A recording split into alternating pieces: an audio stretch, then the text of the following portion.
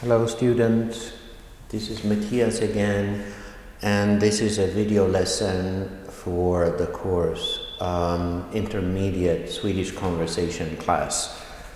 And it's a video lesson, the second one, connected to the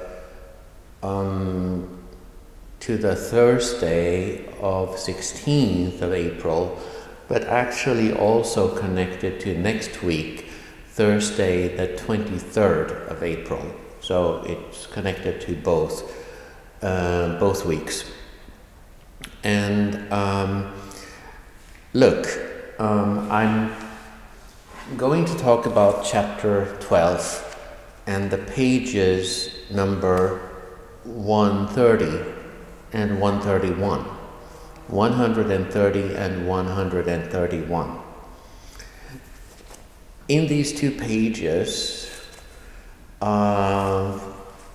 it's a dialogue, and the topic is på restaurang, at the restaurant. This is actually kind of painful to do this on a video lesson, because the best way to do this is in the classroom. I really hate the fact that we cannot meet in the classroom, because all of this would be much more efficient and easier in the classroom. But I will try to give you support through this video lesson recording. På restaurang. And I have the book. We are in page 130 and 131, and I have my little whiteboard as well. So let me pick up my whiteboard and explain the situation to you.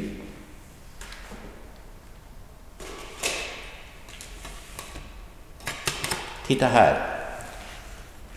Vi är på sidorna 130 och 131 i boken Rivstart. Kapitel 12, chapter 12, page 130 and 131. What is the situation? What is the setting of this dialogue? På restaurang, at the restaurant. On page 130, there are a number of sub-dialogues, 1, 2, 3, 4, 5 maybe.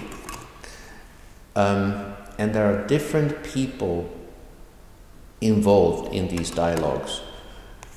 The main person is Petra. Petra is a woman's name. Petra is making a reservation. She's booking a table at a restaurant. So she's the first person, Petra. The second person appearing in one or more of the dialogues is either the restaurant main desk, receptionist, restaurangen, eller det är servitören, the waiter. Because in the following dialogues, 2, 3 and so on, there's going to be a waiter. Och på svenska säger man servitör. Servitör if it's a man, a waiter. And you can also use a little bit old-fashioned word kypare. Kypare. So servitör, kypare. That's the second person appearing in these dialogues. And then there is Petra's boyfriend or husband. I don't know. We don't know. Petras pojkvän eller Petras man, som också pratar i dialog 2 och 3 och så vidare. And then on page 131 there is a different topic concerned with how you emphasize or stress different words when you make full sentences. I will come back to this, okay?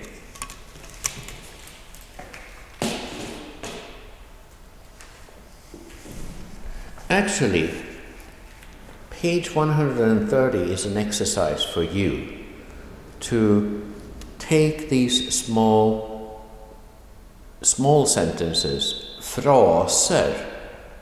A phrase in English is a phrase or a bunch of words or a very short sentence. And they are up here in a box at the beginning. And let me read them out for you and explain what they mean. Because later you are supposed to insert those phrases into the empty or the blank spots in the following dialogues. Fraserna. Första frasen. Har ni ett bord för 2 personer klockan 7? Har ni ett bord för 2 personer klockan 7? Har ni ett bord för 2 personer klockan 7? What does it mean? Do you have a table for 2? Or do you have a table for 2 persons at 7 o'clock? At 7 o'clock. Do you have a table? Do you have a vacant table for 2 persons at 7 o'clock? Oh, sorry. There is another word. Har ni ett bord för 2 personer klockan 7 ikväll? Tonight. This evening. Har ni ett bord för 2 personer klockan 7 ikväll? Do you have a table for 2 persons at 7 o'clock tonight? Second phrase. Din biff ser också god ut. Din biff ser också god ut. What does it mean? Your steak also looks good. Your steak also looks nice. Your steak also looks tasty. Din biff ser också god ut. Third phrase. Jag är sugen på fisk. Jag är sugen på fisk. Jag är sugen på fisk. What does it mean? I'm in the mood for fish. Meaning, I would like some fish. I would like to taste some fish. I am inclined. I'm in the mood for eating some fish. Jag är sugen på. Meaning, jag är sugen på means I would like to have. Number 4 phrase. Kan vi få notan? Kan vi få notan? Kan vi få notan? Meaning, can we have the bill? Can we have the bill? Meaning, we want to pay. Number 5 phrase. Vill ni ha något att dricka? Vill ni ha något att dricka? Would you like something to drink? Would you like something to drink? And the final one. Är ni redo att beställa? Är ni redo att beställa? That means, are you ready to make an order? Are you ready to make an order? Have you decided what you would like to eat? Är ni redo att beställa? And all of these 1, 2, 3, 4, 5, 6 short sentences or short phrases are in a box at the top of page 130. And they are supposed to go into the blank spots of these dialogues for you to figure out where do they fit. Okay. So let's look at the first, number 1 dialogue. And let me explain. Number 1 dialogue is a telephone call. Petra, the woman, she's making a phone call to the restaurant and talking to somebody at the restaurant. The first line is the restaurant picking up the phone and answering, saying, Restaurang Lyxlaxen. Hello? Restaurang Lyxlaxen. And just saying the name of the restaurant. Lyxlaxen means luxury salmon fish. And then Petra, the woman, starts talking. Hej, jag heter Petra Lundqvist. And then a blank.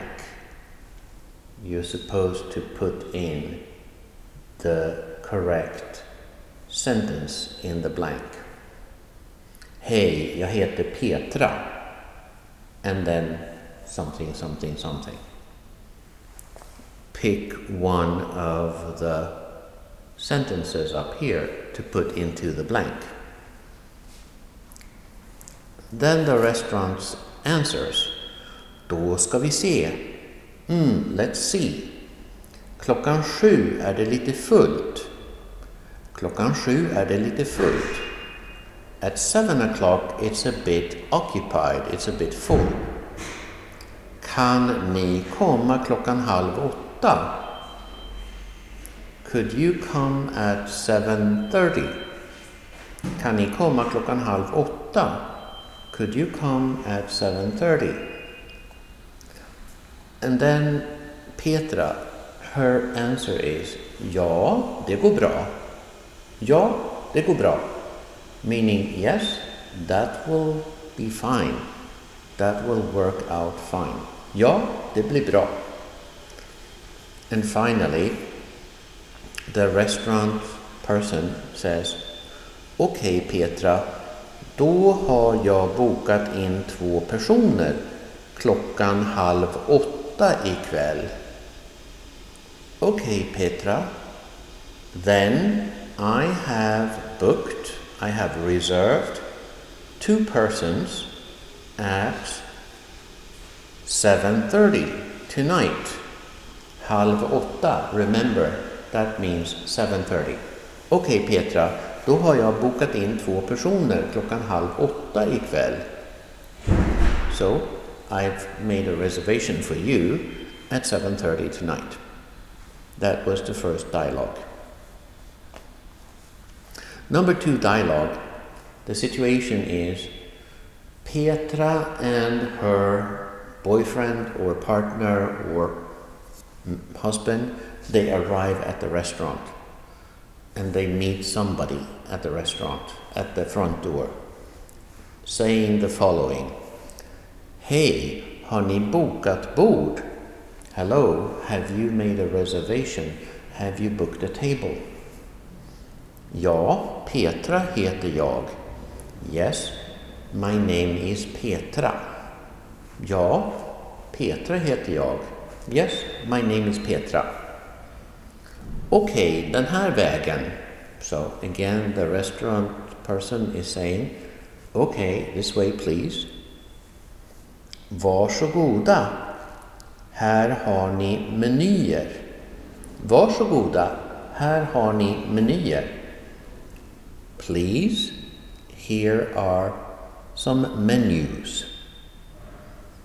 Giving them the menus. And then there is a blank. You have to put something into the blank space. What is this waiter saying next? And the answer from Petra is, ja tack, yes please. Vi kan ta 2 glas rött. Vi kan ta 2 glas rött. We can take 2 glasses of red. Red? What? Red? It's kind of a short way of saying red wine. Vi kan ta 2 glas rött. Yeah, we can take 2 glasses of red wine.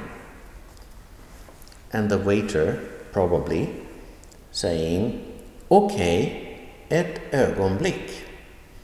Okej, ett ögonblick. Meaning, okay, wait a moment, just a moment. Dialogue number 3.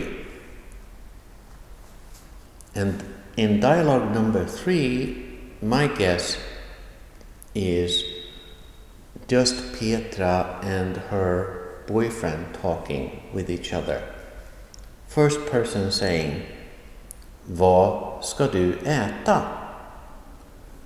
Vad ska du äta? Meaning, what will you eat? What are you gonna have? And then a blank. You should fill in the blank. You should pick a short sentence up here and put into the blank spot. Vad ska du äta? Blank. The answer is, jag åt fisk till lunch, så jag tar nog en biff. Jag åt fisk till lunch, så jag tar nog en biff. I ate fish at lunch, so I'm probably gonna have a steak. I had fish for lunch, meaning I don't want to have fish again. I ate fish for lunch, so I'm probably gonna have a steak. Number 4, dialogue. And here my guess is the situation is the waiter is coming to their table and asking them something. So the first one is a blank. The waiter speaking, asking a question. You should find the right sentence, the phrase up here, and put into the blank. Then Petra, or maybe her husband, says, ja, jag tar biffen. Yes, I will take the steak. Yes, I will take the steak. Ja, jag tar biffen. And the second one, either Petra or her husband, says, och biffen för mig. Kan jag få ris istället för potatis? Och biffen för mig, meaning, and the steak for me. No, I made a mistake. Ja, jag tar fisken. Jag tar fisken, I will take the fish. Sorry. The first one saying, jag tar fisken, I will take the fish. The second one saying, och biffen för mig, and the steak for me. Kan jag få ris? Can I have rice? Istället för, instead of. Istället för potatis, instead of potato. So on the menu it says steak and potato, but this person doesn't want to have the potato. Can I have rice instead? Then the waiter says, ja, det går bra. Ja, det går bra. Yeah, that will be okay. That will be fine. Dialogue number 5. This dialogue is Petra and her husband or boyfriend speaking to each other. First line. Hur var din fisk? How was your fish? How did it taste? Hur var din fisk? How did your fish taste? The answer? Jättegod. Really tasty. Really good. Verkligen. Really. Certainly. And then a blank. Again, you have to pick the right sentence up here and put into the blank. And finally, the answer. Ja, den är god. Yes, it's tasty. It's good. Men det var för lite salt på. Men det var för lite salt på. But it had a little bit, not enough salt. it was not salty enough. Kan du skicka saltet? Kan du skicka saltet? Meaning, can you pass me the salt? You know, on the table in the restaurant there is a salt and a pepper. Can you pass me the salt? Kan du skicka saltet?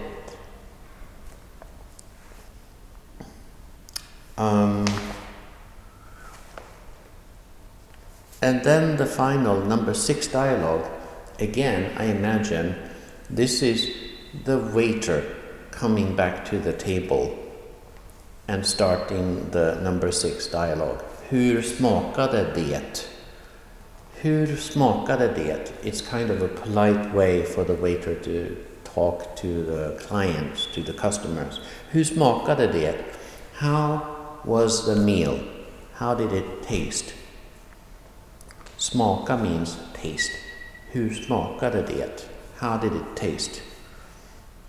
And then one of them saying, det smakade bra. It tasted well. It tasted good. And then a blank again. So this is pretty predictable. This is the end of the visit at the restaurant. So they're going to ask for the bill, right? This blank here is connected to asking for the bill. And then the waiter says finally, ja visst. Yes, sure. Yes, certainly. That will be okay. Okay. Now I'm moving on to page 131. And this is a little bit connected to pronunciation, Swedish pronunciation or language lab stuff. So let me pick up my whiteboard briefly. Look at this down below. Betoning I frasen. Frasen means a sentence or a short sentence. And inside that short sentence, obviously there is a bunch of words, and you cannot pronounce all the words with equal stress. You have to give some words more stress, more push. Otherwise, there will not be the right melody in the spoken language. Så vissa ord är mera betonade. Vissa ord är mera betonade. Some words have more stress when you speak them, when you pronounce them. So you have to give them a bit more push. And this has to do with språk, melodi, the melody, the ups and downs of a spoken language.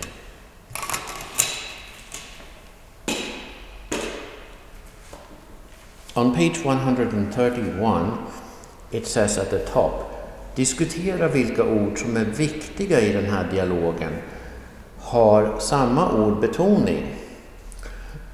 Listen to how I read the dialogue at the top of page 131. Restaurang Lyxlaxen. Hej, jag heter Petra Lundqvist. Har ni ett bord för 2 personer klockan 7 ikväll? Då ska vi se. Klockan 7 är det lite fullt. Kan ni komma klockan 7:30? Ja, det går bra. Okej, Petra, då har jag bokat in 2 personer klockan 7:30 ikväll. Well, when you listen to me saying out or speaking out this dialogue, you will feel that there are ups and downs. Then there is this box here making some explanations. Flera ord tillsammans kan bli en fras. I'm reading from the text here. Flera ord tillsammans kan bli en fras. Several words together can make up a short sentence. Då är sista ordet i frasen betonat. Then the last word of that short sentence gets more stress. Det heter frasbetoning. That is called sentence stress or sentence pronunciation stress. Vid frasbetoning blir viktiga ord ibland obetonade. Här är några exempel. So, some examples. Förnamn plus efternamn. Petra Lundqvist. So when you say a person's first name and last name, the last name will get the stress. Petra Lundqvist. Artikel plus substantiv. An article like en or et, and then the noun. For example, ett bord. Ett bord. So the first one, the article, et, is pronounced very briefly, shortly, and then the noun is emphasized. Ett bord. Ett bord. Third one, verb plus objekt. Verb, and then the noun. Har ett bord. Har ni ett bord? Finns det ett bord? So there is a stress at the end. Hjälpverb. Hjälpverb plus huvudverb. Auxiliary verb plus the main verb. Kan ni komma? Kan is hjälpverb. Kan ni komma? Komma is the main verb. Kan ni komma? So please notice, kan ni, very short. Komma, that gets a stress. And then the last one, verb plus artikel. Boka in. Boka in. So the stress comes on the particle in the end. This is strictly speaking connecting to language lab and pronunciation training, but because we are a conversation class, it also applies. So these are some of the rules for pronunciation when you have a longer sentence, and not all words can have the same stress. There must be a stress somewhere, and it is typically towards the end of a sentence and focused on the most important words. Okay, so I think that's it. I wanted to explain to you and give you the clues for the 6 dialogues on page 130. And I suspect what I will do is to ask you to make a matching of these little sentences at the top and fill in the blanks of dialogue 1, 2, 3, 4, 5, 6. Okay? So, thank you, and see you soon. Bye bye. Hej då, vi ses.